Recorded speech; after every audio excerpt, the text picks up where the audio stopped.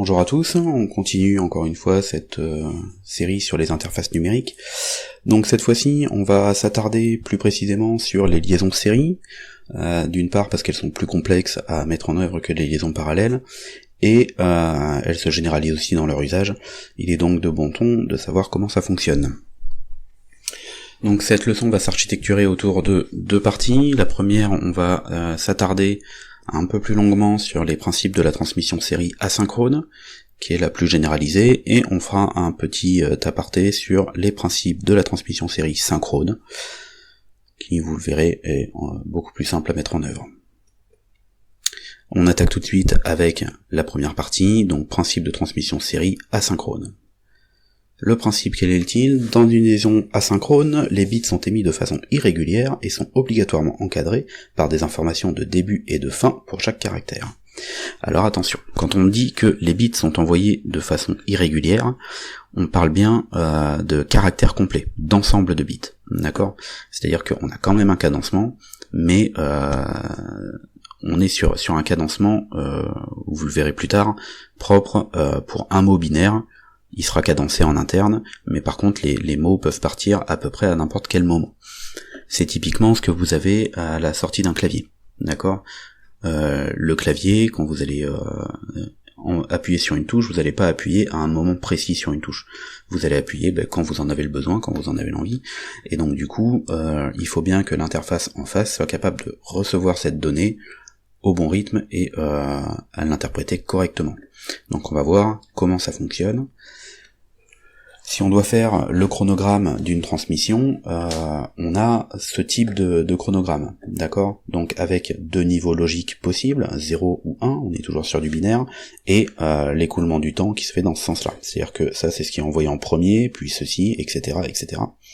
Donc vous voyez bien que là, vous avez une durée qui est indéterminée, qui est l'état de repos, et ensuite, on va attaquer avec des bits qui, eux, sont bien cadencés de façon complètement régulière, d'accord ?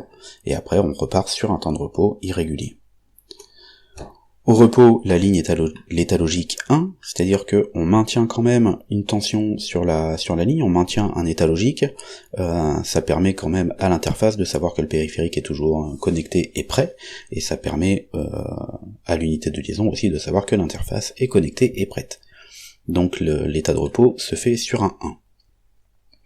Un passage à l'état logique 0 marque le début de l'émission et permet la synchronisation de l'horloge du récepteur, c'est le bit de start. C'est-à-dire qu'à un moment donné, tac, on bascule, on passe à 0, et c'est ce front descendant qui va déterminer le start, ce qui va permettre de lancer l'horloge du récepteur à ce moment-là et de la cadencer. Et donc l'horloge du récepteur ensuite va vérifier les états logiques suivants. Donc on a un front qui nous déclenche une horloge, et à cadence régulière, le récepteur va venir voir l'état logique et va l'enregistrer dans son buffer pour l'interpréter. Ensuite, on a la donnée qui arrive, elle est codée sur 5, 6, 7, 8 bits ou plus, selon la technologie mise en œuvre, et éventuellement un bit de parité, qu'on aura ici, qui permet une détection d'erreur. Donc on reviendra un petit peu plus sur l'ordre dans lequel les bits arrivent, mais on retrouve bien notre mot ici, qui est envoyé à la suite. Donc si on avait été sur du parallèle, par exemple, là, toute cette donnée-là ne passe que sur un seul laps de temps, puisqu'on a autant de fils qu'on a de bits de données. Ici, vous voyez bien que ça s'étale dans le temps, puisqu'on va les avoir les uns après les autres.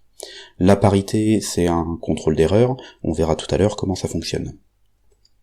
Enfin, on a les derniers bits transmis, qui sont les bits de stop.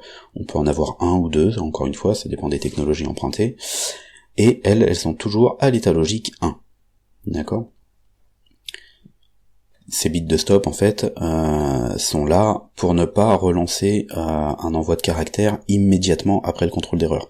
Ça accorde un temps de traitement suffisant à l'unité de liaison ou à l'interface pour se remettre à l'état de repos, c'est-à-dire être prêt à recevoir le caractère suivant. Et enfin, la ligne reste à l'état logique 1 jusqu'au prochain bit de start. On retrouve la position de repos. Ces fameuses données qu'on va envoyer dans nos exemples, on va utiliser le code ASCII, vous le connaissez certainement, pour ceux qui le connaissent pas, il s'agit d'un codage sur 8 bits, On a donc, qui peut aller jusqu'à 8 bits. On a donc des bits de poids fort, des bits de poids faible, vous voyez, qui sont mis ici, selon les valeurs. Donc si j'ai 0,0 par exemple, ça renvoie la valeur 0, qui correspond à nul, qui est une commande. Si je veux envoyer par exemple un D majuscule, à ce moment-là, c'est 4, hop, et 6, en hexadécimal, ce qui correspond à 100 en décimale. Et donc, je vous fais un petit extrait là, un petit peu plus gros pour qu'on le voit un peu mieux.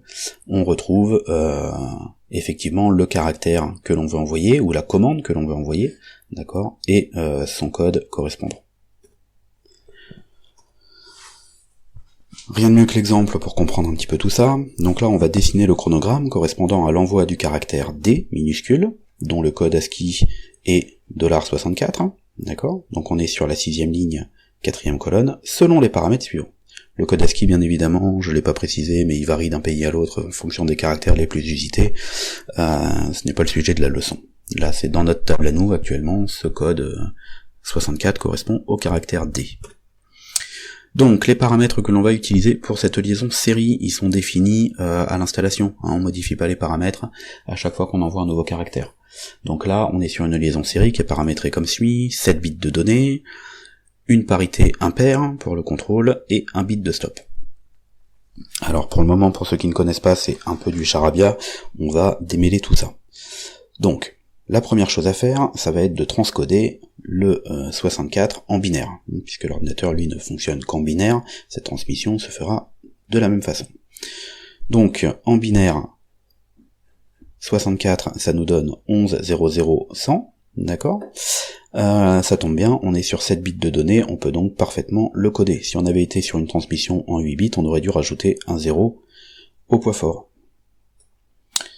En termes de chronogramme, ça va donc nous donner toujours la même chose, avec les niveaux 0 ou 1 à la verticale, et le temps qui défile en bas. On est donc tout d'abord à l'état de repos. L'état de repos étant à 1, ensuite on amorce le bit de start, donc on a notre premier front descendant, qui là va déclencher l'horloge du récepteur. Ensuite, on envoie les données, donc en commençant par le poids faible, D0, puis en terminant par le poids fort. Donc on va envoyer D0, D1, D2, D3, D4, D5 et D6.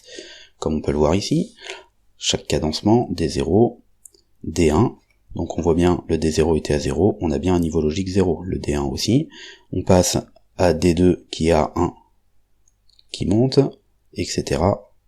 jusqu'à arriver à notre dernier caractère. Et le D6. Maintenant, il s'agit de faire apparaître la parité, donc on est configuré ici avec une parité impair.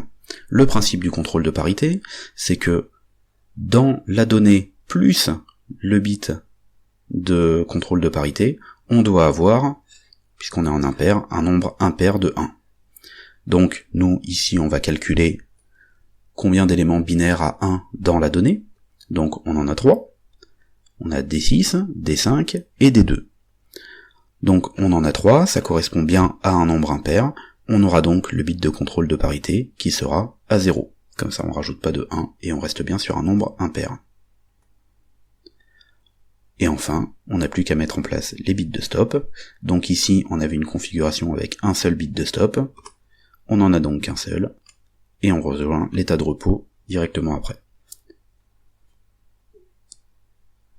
Donc ce principe de fonctionnement est toujours le même. Les paramètres peuvent changer en termes de nombre de bits de start, en termes de nombre de bits de données, en termes de contrôle de parité, et en termes de nombre de bits de stop. D'accord, selon les technologies, ça peut évoluer, selon les paramétrages, ça peut évoluer. Mais le principe reste le même. On a toujours bien une donnée au départ, une donnée. On a un start et du stop à la fin, on a du contrôle d'erreur, la plupart du temps, et on a la donnée qui est encapsulée au milieu de tout ça. Maintenant, on va faire un petit focus sur le principe de la transmission série synchrone. Cette fois-ci, vous allez voir, c'est très rapide. Le principe, c'est que dans une liaison synchrone, l'émetteur et le récepteur sont cadencés à la même horloge. On a donc les bits qui sont envoyés successivement, sans séparation de caractères. Étant donné que les deux sont cadencés, émetteurs et récepteurs, ils sont capables de compter le nombre de caractères, et donc si on est sur 8 bits, ils savent que tous les 8 bits, ils vont avoir la fin d'un caractère. Donc ça, c'est vraiment... on va avoir dans ce cas-là éventuellement un encadrement, une encapsulation quand même, mais non plus en termes de caractères, mais sur des messages complets ou des paquets complets. D'accord. Donc là on aura du start au départ, du stop à la fin, mais comme le cadencement est connu, à l'intérieur, les bits sont envoyés successivement, sans interruption, et sans séparation. Cette transmission est donc plus rapide que la transmission série asynchrone. Mais son utilisation est aussi limitée, puisque il faut synchroniser les deux horloges. Pour résumer cette séance, vous voyez que ça a été encore assez rapide.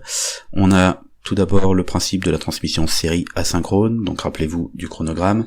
On a un état de repos, on a un front descendant qui nous marque le start, ensuite la donnée qui s'en va, commençant par le poids faible jusqu'au poids fort, un contrôle de parité, 1 ou 2 bits de stop, et on retourne sur un état de repos qui nous permet de recommencer pour un caractère suivant. Et enfin, principe de la transmission série synchrone, émetteur et récepteur ont une horloge commune. Les bits sont envoyés sans séparation de caractères. Si vous avez des questions, je vous invite à vous tourner vers le chat qui vous est dédié ou à nous rejoindre sur Discord. Passez une bonne journée, et on se retrouve pour la dernière vidéo un peu plus tard.